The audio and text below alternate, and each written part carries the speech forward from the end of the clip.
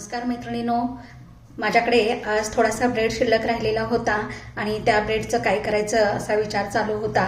तर या ब्रेडपासून एक अतिशय छान अशी रेसिपी मी या ठिकाणी तयार करून घेत आहे। ती म्हणजे या ब्रेडचे आपण गुलाबजामुन करणार आहोत। तर या ठिकाणी मी हा जो ब्रेड घेतलेला आहे याच्यामध्ये मी अर्धी वाटी दूध घेतलेला आहे, ते या ठिकाणी घालणार आहे थोडं थोडं करून। त्यानंतर या ठिकाणी हे छोटे 2 चमचे आहेत, ही जी मिल्क पावडर आहे ती याच्यामध्ये घालणार आहे 2 चमचे। त्यानंतर याचा असा एक घट्ट असा गोळा तयार करून घ्यायचा आहे। तर इथे तुम्ही बघू शकता आपला असा गुलाबजामुनचं हे ब्रेडचं पीठ तयार झालेलं आहे। या ठिकाणी मी गॅसवर एक कढईत तेल गरम करायला ठेवलेलं आहे। आता यामध्ये ब्रेड मिल्क पावडर असल्यामुळे तेल आपल्याला जास्त गरम करायचं नाही, मंद गॅसवरच गरम करायचं आहे आणि याचे छोटे छोटे गोळे करून तळून घ्यायचे आहेत। तर आपलं हे तेल गरम झालेलं आहे। तर 5 मिनिटांनी त्याला खालून कलर आल्यानंतर या ठिकाणी याच्यावरती मध्ये मध्ये तेल असं आणि नंतर त्याला या ठिकाणी हलवून घ्यायचं आहे। या कलरवरतीच आपल्याला हे गुलाबजामुन काढून घ्यायचे आहेत। गॅसची फ्लेम यावेळेला एकदम मीडियम किंवा लो ठेवायची आहे।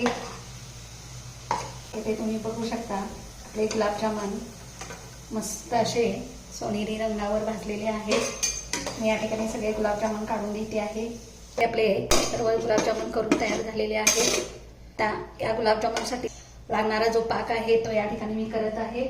इथे गॅसवर मी एक पातेलं ठेवलेलं आहे, त्याच्यामध्ये मी एक पेला पाणी घालत आहे। या पाण्यामध्ये मी 1 कप या ठिकाणी साखर घालत आहे, कारण गुलाबजामुन थोडेच आहेत। तुमचे जर गुलाबजामुन जास्त असतील तर तुम्ही साखर कमी जास्त करू शकता।